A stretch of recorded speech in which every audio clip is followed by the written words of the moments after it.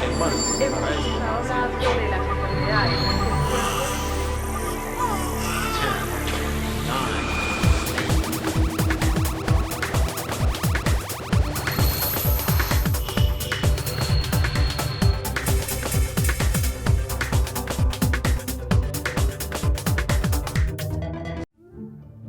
Hoy en Generación H tenemos una invitada de lujo. Quédate con nosotros para conocer qué es un bien cultural y por qué conservarlos. ¿Cuál es el trabajo de un restaurador y la responsabilidad que conlleva hacerlo? ¿Cuáles han sido las peores restauraciones de la historia? No te vayas, aquí empieza Generación H. Hola, ¿cómo están? Muy buenas tardes, me da mucho gusto darles la bienvenida a una edición más de Generación H, aquí en los estudios de Heraldo TV. Y además de darles la bienvenida, recordarles que como siempre estamos en redes sociales, atentos a la conversación, a la oportunidad de intercambiar ideas, opiniones, sugerencias. Nos encanta recibir sugerencias por parte de ustedes de los temas e invitados que quieren que tengamos. Entonces, aquí merito en nuestras redes sociales estamos esperando su contacto para con mucho gusto intercambiar información. Y les recuerdo también que seguimos de manteles largos y emocionados por las transmisiones de Heraldo Radio y pueden sintonizarnos, por supuesto, en el 98.5 del FM en la Ciudad de México y en el 100.3 en Guadalajara. Así que sintonicen y la programación que van a escuchar está pensada justamente para ustedes. Y para darle la bienvenida además a mi invitada el día de hoy, a mis invitados, el tema es muy importante por muchas razones. Una forma en la que hoy conservamos el pasado y una forma en la que tenemos testigos físicos o presenciales del pasado, incluso que se convierten en protagonistas mismos en muchos casos de la historia, tiene que ver con objetos que son restaurados y objetos en muchos sentidos, y es parte de lo que vamos a platicar a lo largo del programa de hoy. Y déjenme, les presumo, en el más bonito de los sentidos, a mi invitada y le doy la bienvenida, por favor. Muchísimas gracias y gracias por acompañarnos. Muchas gracias. Su nombre, por favor, y qué estudiaste. Mi nombre es María Yuritsi Bautista López. Estudié una carrera técnica en restauración de bienes culturales, de bienes muebles. Ok. Y pues es un honor estar aquí con ustedes y compartir parte de mis experiencias. Muchísimas gracias, Yuri. Estamos esperando a otro invitado. Ojalá y con el problema del tráfico, lluvia y todo esto tenga la oportunidad de acompañarnos. Se los voy a presumir, presentar y platicar. Pero por lo pronto, Yuri, gracias por acompañarnos. Y la pregunta obligada, ¿por qué? ¿Qué es la restauración? ¿Qué entendemos por restauración? La restauración es una disciplina que parte de varios conocimientos, todos ellos con el afán principal de conservar, de intervenir un objeto, ¿sí? Un objeto cultural, un bien material cultural que pues nos da muestra, nos da certificado, sí. Nos da un ejemplo de todo el uso o la función que tuvo para alguna civilización o para alguna comunidad. Desde algún artefacto cotidiano hasta una obra de arte, por decir, una obra que transmite una narrativa, un mensaje. Lo mismo podrían ser entonces, son lugares, casas o cosas por el estilo. Sí, también hay una especialización en restauración, en intervención de bienes inmuebles, es decir, en sitios arquitectónicos, un monumento arquitectónico. Porque monumento ante el Instituto Nacional de Antropología e Historia es desde una vasija, un bien arqueológico, ¿sí? Hasta, digamos, un basamento piramidal, ¿sí? O una iglesia, por ejemplo. Que es todos aquellos objetos y lugares que hayan sido testigos o parte de algún momento relevante en nuestra historia. ¿Qué te hace decidirte a estudiar esto en particular? Pues es que no sé, podría contar mi experiencia individual. Desde pequeña me llamaba la atención, me atrapaba el ambiente de los museos, por decir, ¿no? Y cuando me enfrenté, por ejemplo, a la vasija Tlaloc en Templo Mayor, pues me encantó ver cómo era posible que se lograra conservar los colores de esa pieza. Sí. Cómo es posible que, como decían los guías o los profesores, tenía cientos de años que había sobrevivido, y pues siempre me pregunté cómo podría haber llegado hasta ese lugar.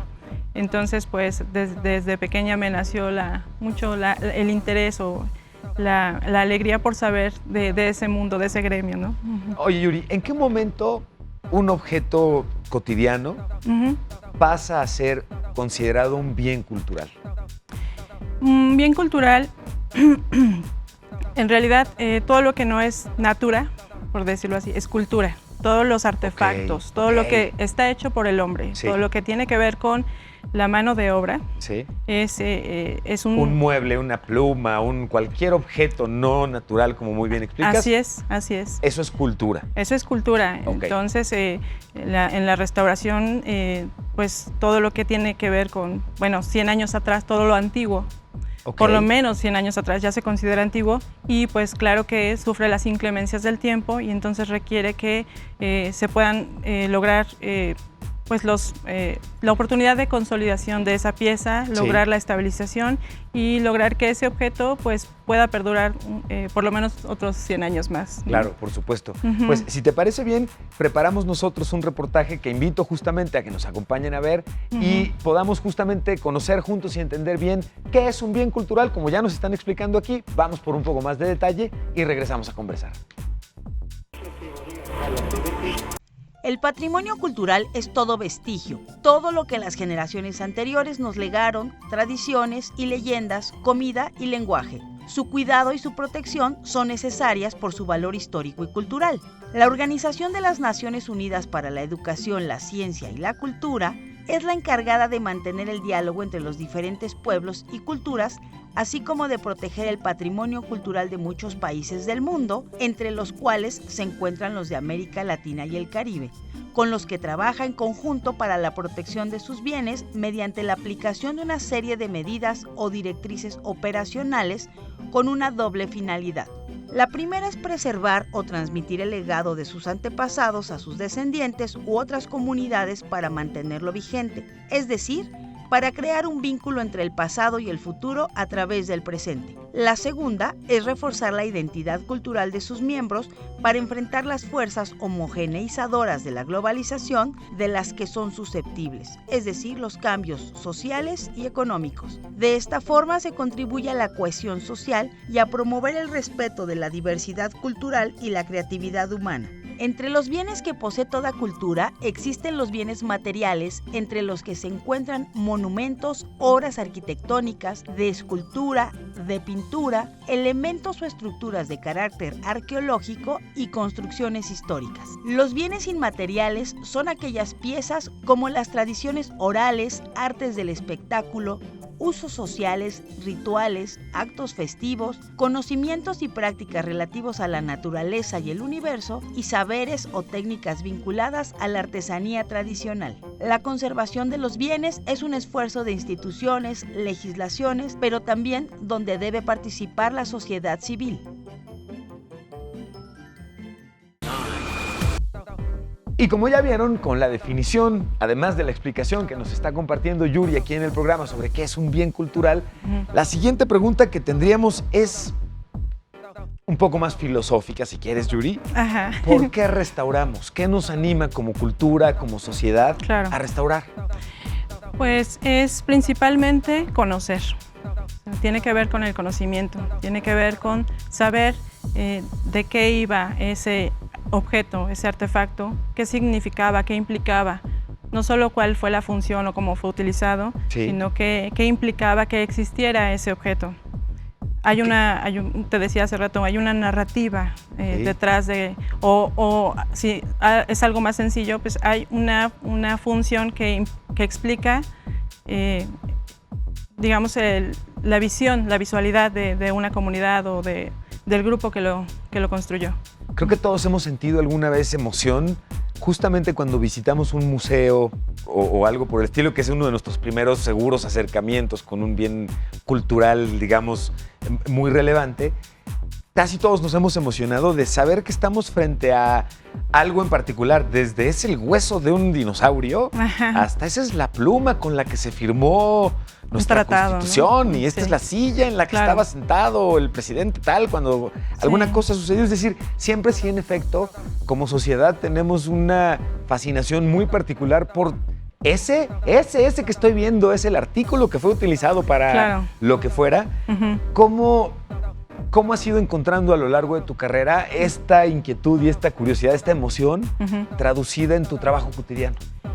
Pues es una emoción muy bonita porque me ha tocado ver de cerca huellas de uso, huellas que me hablan de cuál fue el sentimiento o cuál fue el gusto que se tuvo en determinado momento para construir ese objeto y darle determinado color, determinada apariencia o acabado.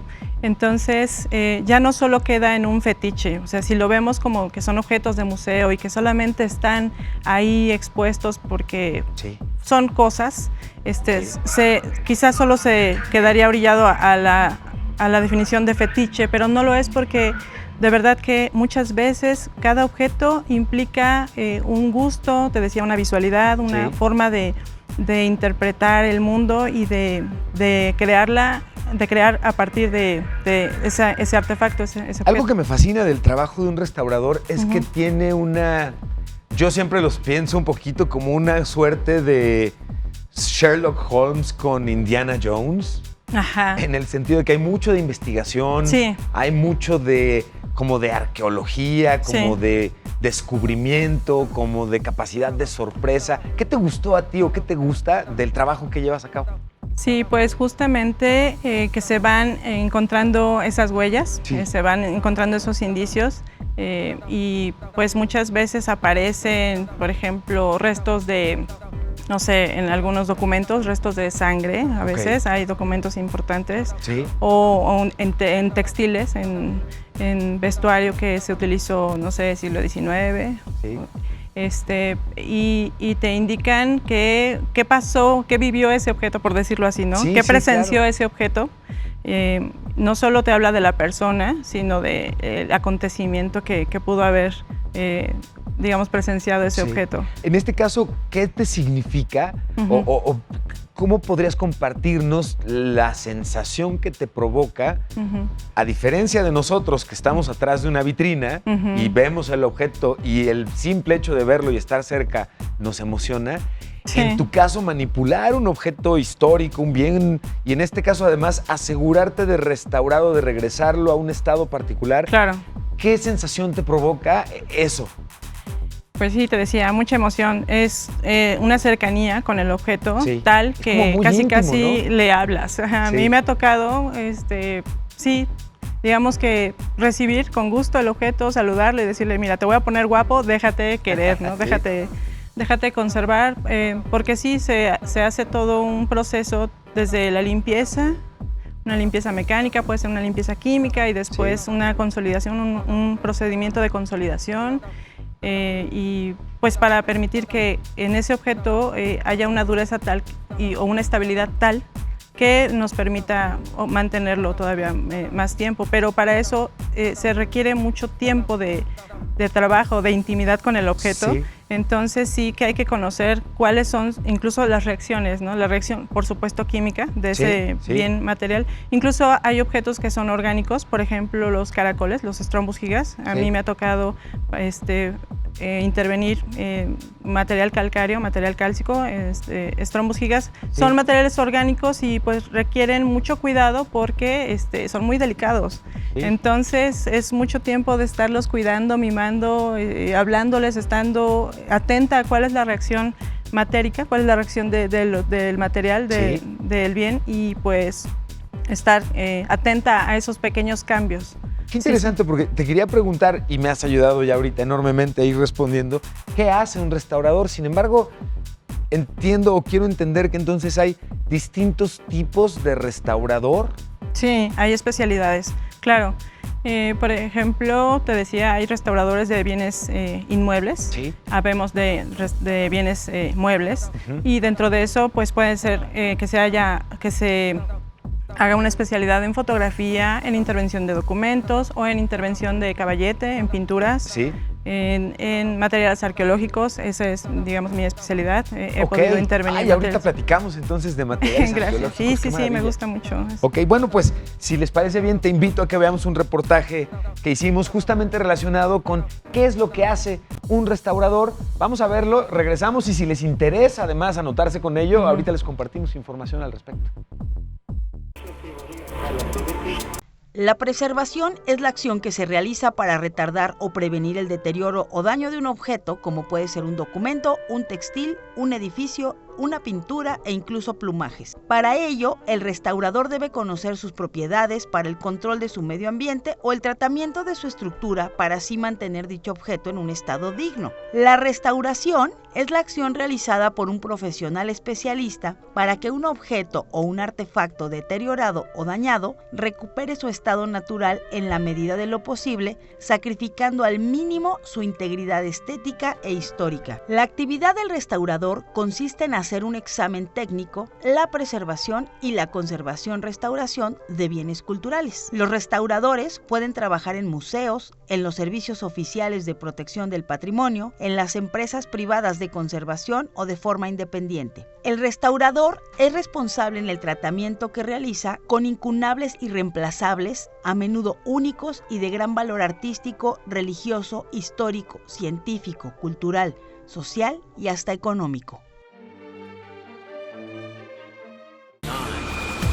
Ya estamos de regreso. Les recuerdo que estamos en redes sociales, atentos a sus conversaciones, a sus dudas, sugerencias, a los temas que ustedes quieran ver y a quienes debamos invitar para platicar con ello. Y justo aquí, en nuestras redes sociales, queremos justamente darle curso a la conversación. Así que platiquen con nosotros y vamos a seguir conversando. Y sigo conversando con Yuri, nuestra invitada, sobre la maravilla que implica el trabajo de la restauración. Ya veíamos ahorita lo que hace un restaurador y en el afán de entender un poco más claramente, restaurar no necesariamente es, aquí es donde tú me ayudas más bien, Yuri, no es reparar, es componer, pero no es necesariamente lo mismo que conservar. ¿Cuál es la diferencia entre conservar y restaurar? Sí, por ejemplo, lo podemos ver claramente. No sé, hay programas hay un programa muy conocido en donde creo que hacen una intervención demasiado agresiva a los objetos, los cambian por completo. Okay. Es un programa extranjero, no recuerdo el nombre, pero ahí se ve claramente que es lo que no se debe hacer, porque un objeto debe tener claro una pátina, es decir, el acabado que le ha dado el tiempo, el deterioro que ha sufrido naturalmente. Okay. Si es un metal, pues la oxidación natural. Claro que el restaurador también tiene que tener estos afanes en evitar el deterioro por corrosión, por esa oxidación y detener ese acabado que está dañando a la pieza, pero es cierto que sí hay una pátina, hay cierto acabado que sí nos habla de todo ese tiempo que ha sufrido, que ha sobrevivido el objeto. Sí. Y pues no es necesariamente que se tenga que dejar como nuevo, sino ubicar cuál es el material, la manufactura y las materias primas de ese objeto y dejarlos tal cual, en la mayor posibilidad para reconocer cómo era el objeto, pero no alterarlo y querer dejarlo como nuevo, no cambiar sus colores originales, no cambiar, es más, a veces algunos objetos tienen faltantes. Entonces, sí se puede proponer cierta prótesis, se puede agregar cierto faltante que le otorgue cierta consolidación, cierta estabilidad, pero solo en ese sentido, ¿no? O sea, en el afán de seguir enriqueciendo un proceso de regresar a un estado en particular la pieza, no de agregarle algo nuevo. No de agregarle algo nuevo, es decir, en pocas palabras, ralentizar el deterioro. Ralentizar, detenerlo. ¿Cuáles son los productos que más son propensos a restauración? Es decir, pienso en pinturas, pienso en libros o escritos, arte sacro, por ejemplo. Sí, son muchísimos los materiales, tanto orgánicos, son materiales muchas veces naturales y otras veces son químicos, son cuestiones más sintéticas que nos permiten dar esa estabilidad al objeto. Es una diversidad enorme, por eso hay especialidades. Pero por supuesto que en los últimos, el reglamento actual de la intervención de piezas tiene que ver con, esos estándares tienen que ver con usar materia prima que sea idéntica o lo más cercana posible a los materiales originales, a los materiales que se utilizaron originalmente. Sí. Entonces, salvo que pues sea, digamos, algo que no sea posible o no sea viable para la estabilidad del objeto. Ok. Pero se procura que por ejemplo, en el caso de cerámicas prehispánicas, Ajá. utilizar ese mismo tipo de arcillas, ese mismo tipo de pigmentos minerales que se ocuparon en Ok. esos objetos. Por eso el restaurador debe tener un conocimiento completo desde el contexto histórico de la pieza, Sí. desde los materiales primarios, los que se utilizaron, las técnicas de manufactura, digamos, también la función de ese objeto, o sea, en su contexto histórico, qué implicaba, qué significaba o cómo se utilizaba, y con ese conocimiento poder lograr esa intervención adecuada para respetar la naturaleza del objeto. Ujú. Déjame preguntarte, ahorita que estabas comentando esto, a mi cabeza vino una pregunta en particular. Con una experiencia como la que tú tienes, Yuri, trabajando con productos y con obra, con objetos, Ujú. que son en muchos casos de mucho tiempo atrás y que son muy representativos de un momento en particular en el tiempo, ¿qué opinión te merece esta tendencia actual en la que la durabilidad general de los productos que consumimos o que utilizamos está incluso planeada y está pensada para que los productos se nos descompongan rápido, para que cambiemos nuestro teléfono año con año? Y si decimos, no, voy a ser muy cuidadoso, voy a seguir usando mi teléfono, no, tu teléfono va a empezar a hacerse más lento y va a empezar a fallar con el tiempo. Claro. Pero pasa con tostadores, licuadoras, televisiones. En general, vivimos una época en la que el consumo parece que está incluso con la duración de un producto planeada para ser reemplazada. Y lo veo como dos grandes lados de la banqueta. Sí. Aquella época en la que los productos se Perduraban. hacían para que durar mucho Sí. tiempo y ese era parte de su gran valor. Ujú. Y hoy pareciera que el valor es la velocidad de reemplazo con la que podíamos hacerlo. ¿A ti qué opinión te merece esto? Pues sí, efectivamente, los productos, digamos, actualmente son desechables completamente. Es algo muy distinto, es una cultura material, por decirlo así, Ujú. distinta a nuestros antepasados o a otras civilizaciones. Los materiales empleados definitivamente están hechos para que se degraden.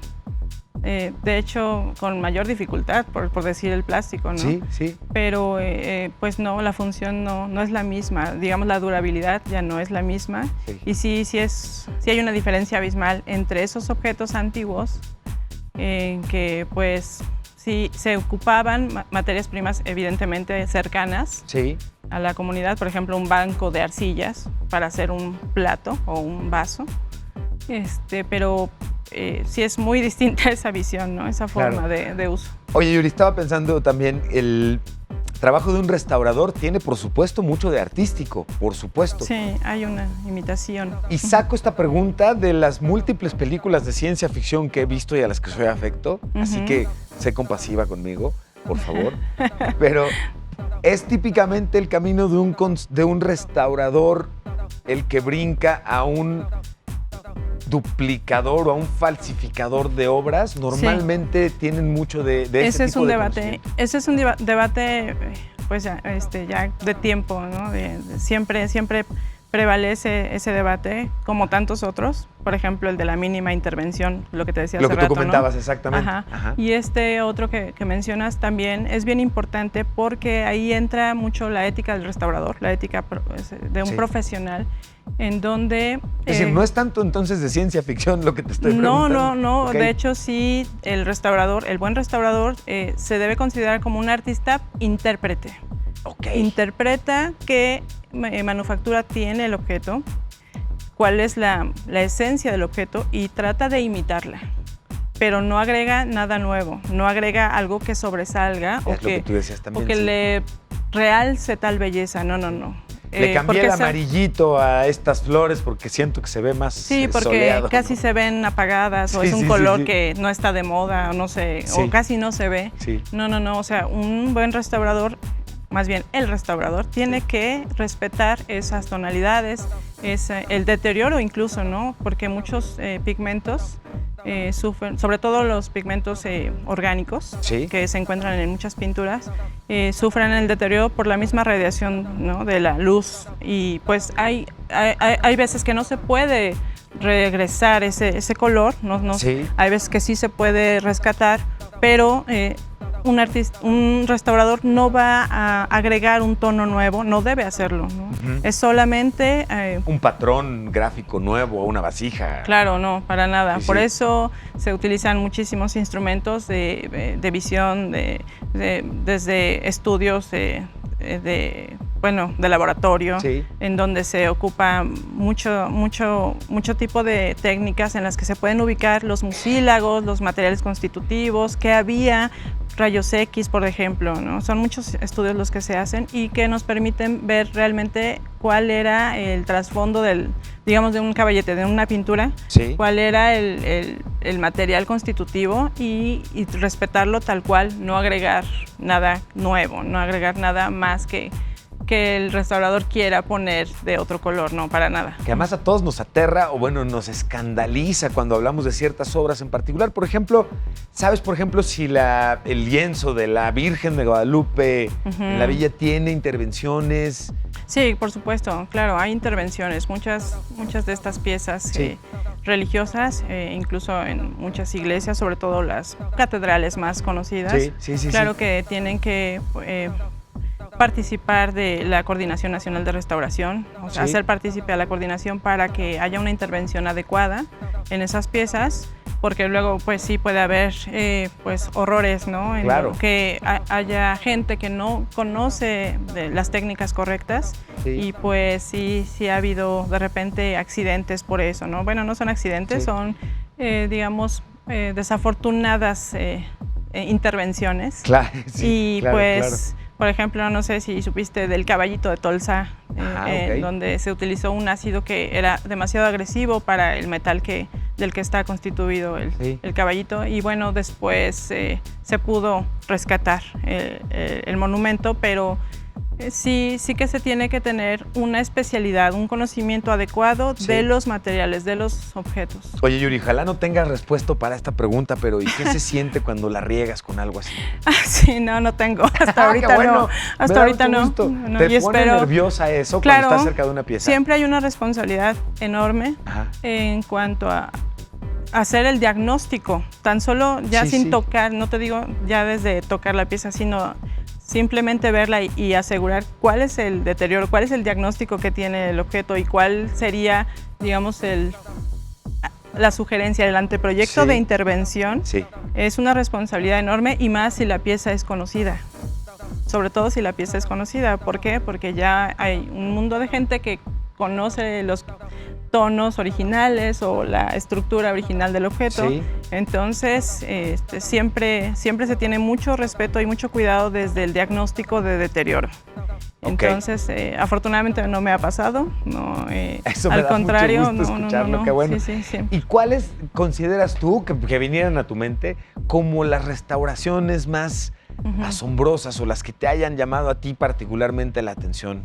¿Existe? O sea, ¿tienes tus favoritos? Sí, bueno, personalmente... Si los tienes personales, claro, compártelos, Sí, por supuesto. pues sí me ha tocado intervenir objetos, sobre todo te decía, de origen orgánico. Orgánico implica que hay materiales naturales, Cerámica, que hay barro. agua, que hubo agua en ese objeto, Ok. para acabar rápido. Por ejemplo, el material calcáreo, estos caracoles, Sí. que se ofrecían muchas veces en ofrenda al Ok. dios de la lluvia, a Tlaloc.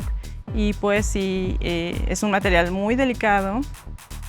Tuve la oportunidad de hacer una intervención in situ, o sea, desde que estaba enterrado. Se hicieron los afanes, los procesos de limpieza y consolidación in situ para poder retirar este material. Y de hecho este caracol que en algún momento me tocó intervenir, por ejemplo, Sí. uno de varios, estaba pues casi adosado a un muro. Ok. Entonces sí que era algo delicado y fue muy lindo Muy ver. particular eso. Trabajan, hacen, ¿qué es el restaurador para el arqueólogo? ¿Es cómplice, es colaborador, es competencia? El arqueólogo para Sí. el restaurador. ¿Cómo se percibe? Esa es una buena pregunta, porque ya en la experiencia sí, digamos que hay diferentes velocidades de trabajo. Ok. El arqueólogo, claro que tiene la misma intención de rescatar todos los objetos posibles de Sí. la mejor manera. Ok. Y pues trama, bueno, sus estrategias y sus tiempos, pero en la restauración hay cierto cuidado tal que nos lleva más tiempo, requerimos más, digamos, un mayor lapso de tiempo para hacer una intervención. Entonces, a veces hay que tratar de empatar eso. Sí. No creo que se pueda decir como problemática o rivalidad, ¿no? Pero porque al final todos tenemos la misma intención de rescatar los vestigios. No, claro, pero yo incluso lo estaba pensando en el sentido de el arqueólogo. Yo pensaba que tu respuesta iba a ir, por ejemplo, en el sentido de una de dos con el arqueólogo, o que normalmente tiene mucha prisa por poder ya como tener el producto o el objeto y poderle darle el siguiente curso. Y la otra pensé que iba a ser, al arqueólogo no le gusta que toquemos y a nosotros como restauradores lo que nos gusta es Tenemos que tocar. Ajá, claro. Claro, sí. Ok, claro. Es muy interesante porque cada vez más, hoy vivimos una época en general en donde la multidisciplinariedad está muy presente y cada vez más vemos que vale mucho la pena y se retroalimenta en la cosa. Sí, ¿Cómo funcionan? ¿Cuáles son aquellos grandes cómplices de los restauradores, Yuri? Sí, definitivamente, en el caso de un trabajo en cuanto a vestigios arqueológicos, los arqueólogos, ¿no? Okay.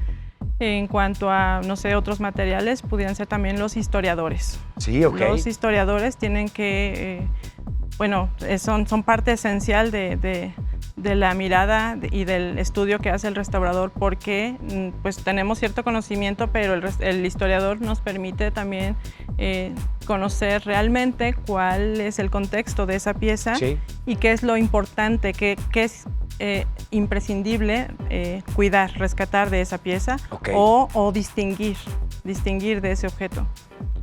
Pues también los antropólogos, por supuesto, es todo un mundo de profesionales que sí, en equipo sí se puede conformar un buen trabajo, una buena intervención que rescate principalmente la esencia del objeto, que rescate ese conocimiento que nos va a dar ese objeto.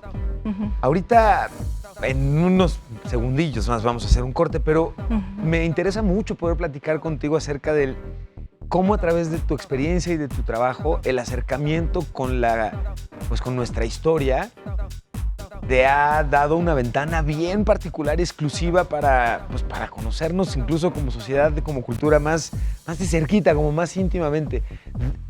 Si tuvieras que regalarme en muy pocas palabras, ¿cuál sería el primer aprendizaje más relevante que a través de estos objetos has tenido?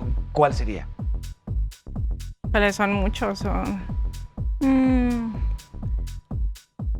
Que hubo una sensibilidad, que hay una sensibilidad hay una necesidad de hombres o mujeres que, igual que nosotros, quisieron construir, quisieron crear y quizá dar un mensaje. En el caso de algunas obras, ¿no? En el caso de artefactos que son de uso, digamos, cotidiano, pues que se asemejan a mí, porque también necesitaban alimentarse, necesitaban artefactos, utensilios. Como proyecciones de nosotros mismos. Sí, nosotros mismos. Te propongo que hagamos una pausa para seguir justo con este tema y yo los invito a que hagamos un corte muy rápidamente. Vamos y regresamos. Estamos transmitiendo de los estudios de Heraldo TV. Esto es Generación H. Yo soy Emilio Saldaña, el Pisu, y vamos y venimos.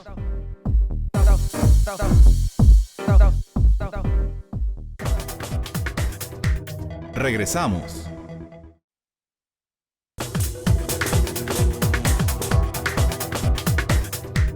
Continuamos.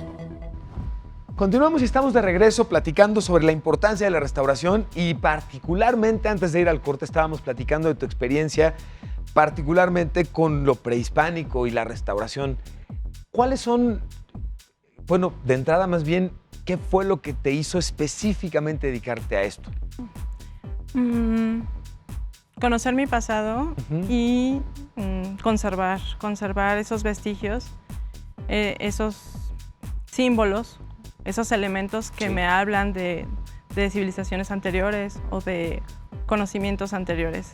Siendo tan diversa nuestra cultura a lo largo de nuestro país y tan particulares las expresiones artísticas y del desarrollo cultural de cada uno de los distintos grupos, ¿cómo has hecho para ¿Cuál es el reto ahí justamente? Porque implicaría conocer entonces muy bien y de fondo a todas estas culturas, lo cual de entrada se antoja como una delicia, un lujo. Claro, bueno, te decía, hay especialidades, ¿no? No se puede saber todo, Claro. pero dentro de lo que me ha tocado, de lo que me ha gustado trabajar o especializarme, Sí. en este caso de vestigios arqueológicos, pues es no solamente tener una formación científica en cuanto a química, la química de los objetos o la física, ¿no? La historia, sino... Tú eres etnohistoriadora, ¿correcto? También estudié, segunda carrera estudié etnohistoria. ¿Qué tanto eso ayuda y complementa tu trabajo? Muchísimo, me gusta mucho poder complementar estas dos vertientes, estas dos miradas. Justamente la experiencia en la intervención de objetos, la iconografía que muchas veces se presenta en algunos objetos me hizo tener curiosidad, ¿no? De qué implicaba, qué significaba esos rasgos, esos símbolos en determinado material, y pues me di cuenta que me gustaba indagar más sobre eso. Sí. Y eso me llevó a estudiar etnohistoria, porque pues también hay una especialización, una preparación en cuanto a digamos, los vestigios, la forma de las inscripciones o los símbolos que implican un significado, una retórica, que hay un mensaje, ¿no? Sí, me gustó mucho.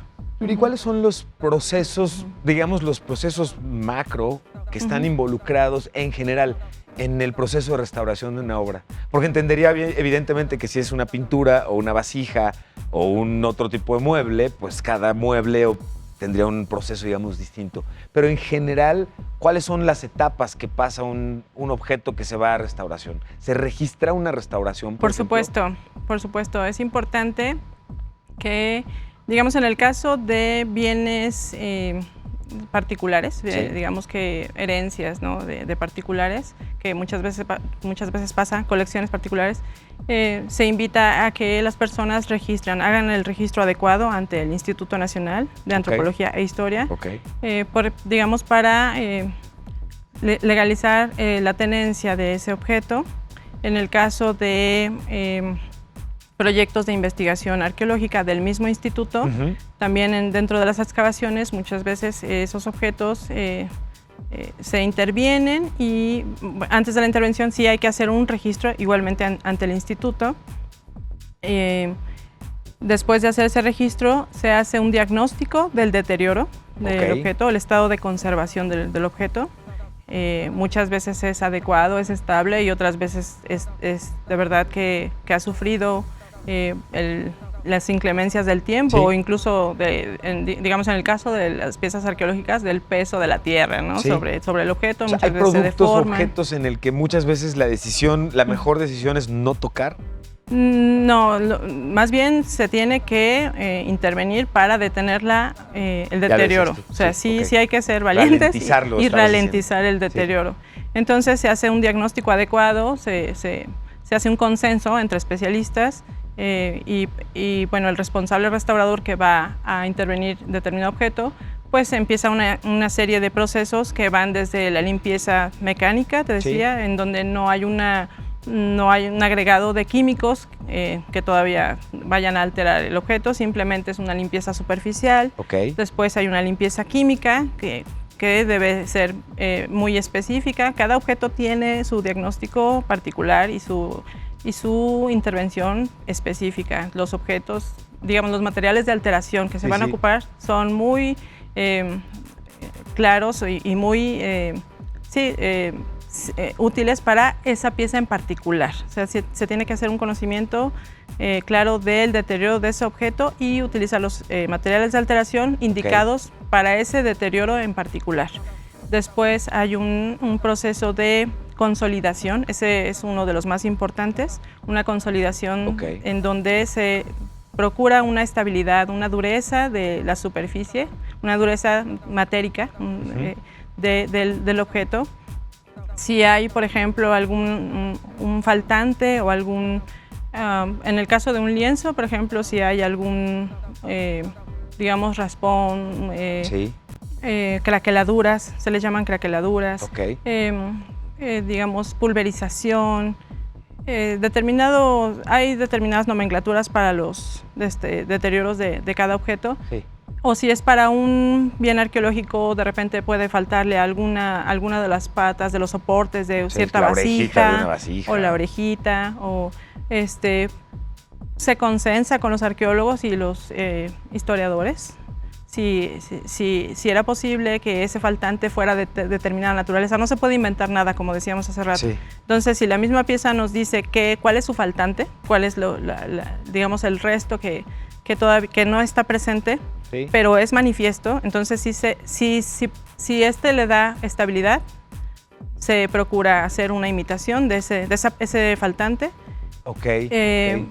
Pero siempre debe pasar desapercibido. La intervención debe pasar desapercibida, no debe destacar más que el objeto mismo. Ok, claro. Es decir, se busca una integración matérica Sí. y cromática de ese faltante para darle estabilidad al objeto, pero nunca va a ser más llamativa que los colores originales y que la naturaleza del objeto. Y el reto de ser lo más fiel posible al estado original que la obra pudo tener en algún momento. Sí, sí, sí. De hecho, te decía, se procura utilizar los materiales originales, las materias primas originales, Sí. para imitar ese acabado. Y pues sí debe ser muy manifiesta la intervención. Es digamos, algo interesante porque debe quedar claro cuál es el faltante agregado. Ah, ok. Pero no debe destacar más que la pieza. No sé si me explico. Es decir, sí.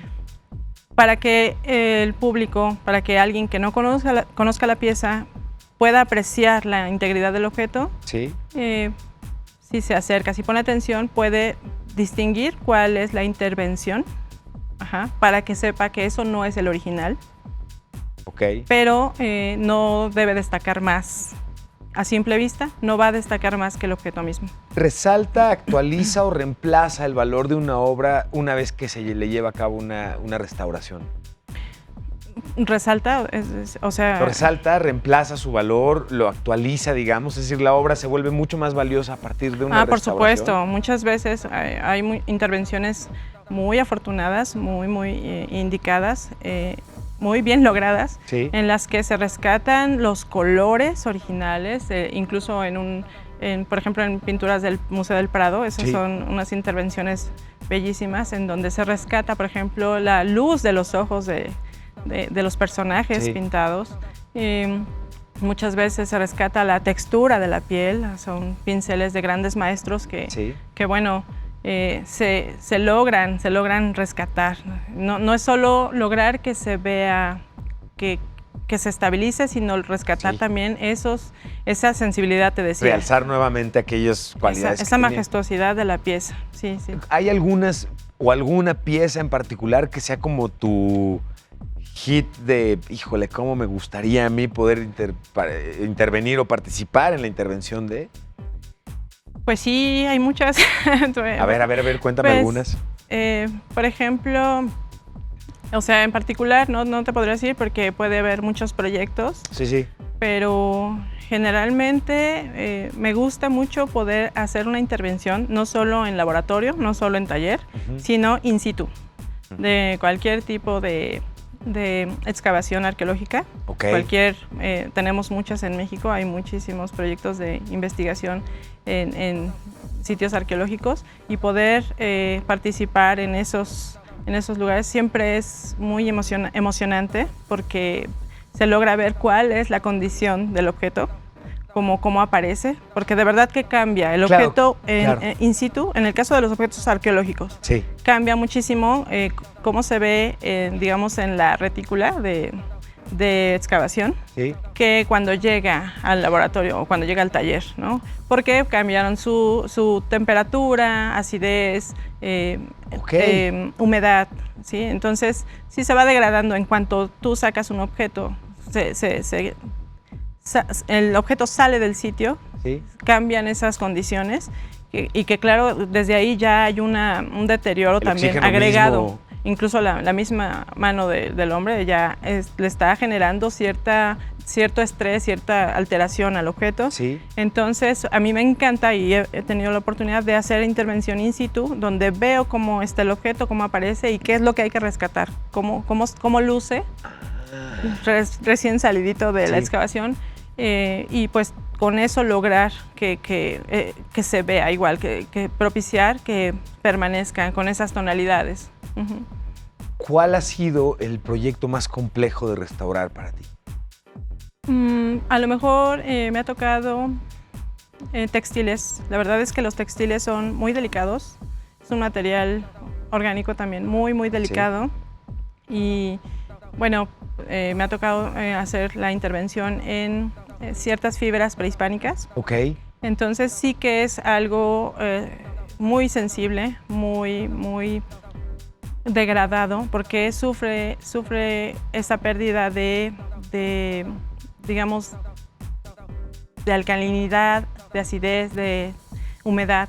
Sí. Ajá, entonces... Está completamente seco el textil. Está completamente seco y se pulveriza, se pierde. Si tú no lo sabes intervenir, bueno, ajá, eso se hace más que un mazapán, es más sensible que un mazapán. Ok. Entonces, la verdad que sí es un material muy delicado. Yo creo que eso es de lo más delicado que me ha tocado intervenir. Oye, Yuri, seguramente hay mucha gente, hay gente que nos está viendo en este momento que dice, oye, eso es, ya vi, y eso es lo que a mí me gusta. ¿Dónde se estudian las carreras que están relacionadas con tu trabajo? Pues la Escuela de Restauración, Conservación y Museografía del Instituto Nacional de Antropología e Historia. Okay. Es una de las más reconocidas. Ahí es una carrera completa, es muy compleja también. Sí, son estudios que es de tiempo completo, es de 8 a 8. Sí. De 8 de la mañana a 8 de la noche. Son prácticas de campo muy harto complejas, harto sí, pesadas. Y bueno, también hay escuelas particulares, donde, pero no, lo malo de eso, digamos, es que no se podría hacer una intervención de bienes culturales importantes, ¿no? Sí. Quizá ahí sí, esa es la limitante. Entonces, más bien, la forma adecuada es ingresar a la Escuela Nacional de Conservación, Restauración y Museografía. Okay. Esto se encuentra en Coyoacán, en Churubusco, y hay otra escuela, la ECRO, la Escuela de Conservación y Restauración de Occidente, que está en Guadalajara. Y pues sí, son esas las instituciones adecuadas. Conforme vamos viviendo esta modernidad, ¿tú sentirías que el trabajo de conservación, de restauración, se está apreciando más con el tiempo, se está depreciando más con el tiempo? ¿Hay más estudiantes, hay menos estudiantes? ¿Cuál sería el estatus que tiene hoy la profesión y la carrera incluso? Pues parece que hay más oportunidad, parece que digamos el número de ingresos, digamos, más bien de egresados, de egresados de la escuela ya es mayor. Hay una alta demanda en esas dos escuelas, pero vaya, también el trabajo tiene que ver con la oportunidad de proyectos que se abran para la intervención de objetos, porque son bienes nacionales, son bienes culturales que pertenecen a la nación. Sí. Entonces, por supuesto, siempre se tiene que tener la venia de las instituciones para hacer las intervenciones pertinentes. Entonces, sí que hay trabajo, pero pues como en muchos casos en la cultura de nuestro país, pues... tipo de esperar. Eventos, por ejemplo, como los terremotos que hemos vivido recientemente en nuestro país, particularmente en la ciudad, ¿incrementan la cantidad de chamba que tienen ustedes? Es decir, si el trabajo que se lleva a cabo de restauración, en el caso, por ejemplo, de un sismo, ¿involucra que les llamen a ustedes para todo este tipo de cuestiones que involucren obras o bienes culturales? Claro, justamente con el terremoto del 2017, sí hubo una buena ola de demanda de investigadores y de especialistas en la intervención, sobre todo de bienes inmuebles, en el caso de muchas iglesias. Sí era como una cuestión muy voluntaria, lo cual también es válido y Claro, también claro, por muy supuesto. Sí, se importante, entiende eso, muy claro. valioso, Sí. porque bueno, sí fue muchísimos los bienes culturales que se deterioraron con estos movimientos. Déjame que vayamos, si te parece bien, rápidamente, porque nos acercamos ya al término del programa, que se va muy rápido, pero los quiero que me acompañen, por favor, los invito a que me acompañen, a que veamos juntos por qué es necesario restaurar el pasado, y regresamos para las conclusiones. Los errores son inevitables, pero estos restauradores los excedieron y arruinaron piezas importantes. Uno de los casos más divertidos fue en España por Cecilia Jiménez, de 80 años, que se ofreció para restaurar un fresco descarapelado con una imagen de Jesús de la catedral local. Pero algo salió muy mal. Gracias a ello, la catedral se hizo famosa en todo el mundo y a Cecilia le apodaron en broma como el nuevo Goya. La restauración de los frescos en la Capilla Sixtina fue de los más importantes en el siglo XX. Sin embargo, su rescate fracasó totalmente cuando los restauradores limpiaron el hollín de los frescos y tocaron la capa superior de los mismos con los arreglos que había hecho Miguel Ángel en persona. Como resultado, algunos personajes incluso quedaron sin ojos.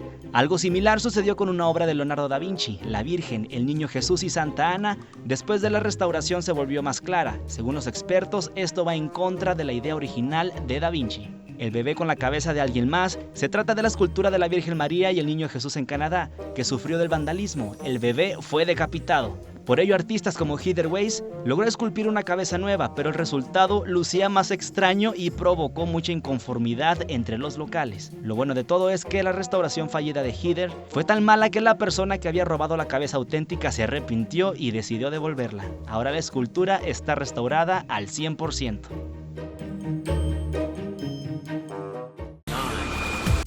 Estamos de regreso y les comentaba que estamos también cerca prácticamente de concluir el programa. Queremos agradecer las interacciones que hemos tenido en redes sociales, la oportunidad de conversar con ustedes, y les recuerdo, aquí están nuestras redes sociales para que podamos establecer un contacto, escucharlos y conocer qué temas e invitados quieren que podamos tratar. Justamente, el de la importancia de la restauración, es uno de los temas que ustedes nos sugirieron y que nos da muchísimo gusto tratar. Y pues, como parte de las conclusiones iniciales, ¿qué le recomendarías a la gente que visita lugares en donde se están exponiendo o exhibiendo obras que han sido restauradas? ¿Cuáles son las observaciones o el manual de Carreño básico ahí, Yuri? Para, digamos, intervenir o estudiar esto. No, cuando visitamos como visitantes, cuando estamos cerca de productos que ustedes hayan restaurado, ¿cuáles son las recomendaciones básicas indispensables? Pues lo que los mismos agentes del museo te indican, ¿no? No flash, no estar tan cerca de las piezas, no querer tocarlas. ¿Por qué no flash? Yo siempre me he preguntado eso. ¿Cuál es el daño que se puede provocar con el flash? Muchos objetos, sobre todo pinturas o incluso bienes arqueológicos que tienen todavía ciertos vestigios, cierto color. Okay.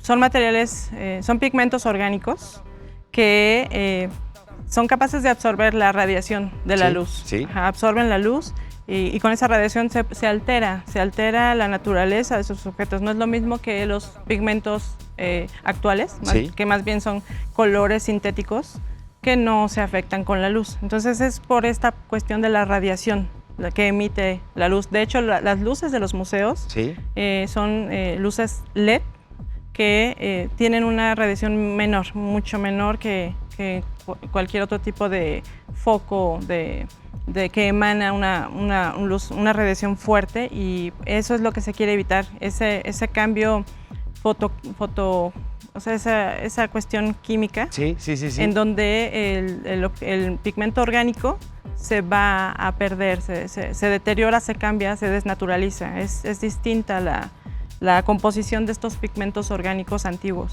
Y esa entonces, en verdad, la razón por la que el uso de flash en museos y cosas por el estilo no esté permitida. Sí, es súper importante. Realmente se puede perder algún color, algún acabado en pinturas.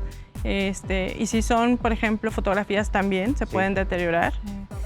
O de vestigios arqueológicos también llegan a tener algunos rasgos de color, entonces también eso se pueden alterar. Es bien importante. Y no querer tocar las piezas. Evidentemente, algunas tienen capelos, que debajo de ese capelo hay cierto clima o temperatura que conserva esos objetos, pero hay otros que no necesitan esa medida de protección, están, digamos, al aire, pero Sí. no implica que los puedas tocar, ¿no? Entonces, sí. Eso es bien importante, ese respeto Claro. que tenga que existir normalmente para las obras y que desgraciadamente en esta época en la que lo que fomentamos es la interacción y la interactividad, Claro. no es lo que querríamos llevar Sí. a este tipo de obras. Yuri, te quiero agradecer el habernos acompañado en este programa. Me voy a ir para allá contigo para podernos tomar un selfie, Ok. y podernos despedir de nuestra audiencia e invitar a nuestra audiencia a que nos acompañen todos los días de lunes a viernes. Ahí estamos, justamente en su programa favorito. Estamos Heraldo TV transmitiéndolo y estamos, por supuesto, en este programa Generación H. Yo soy Emilio Saldaña y nos vemos como todos los días por acá. Muchísimas gracias. Hasta luego. Bye, bye.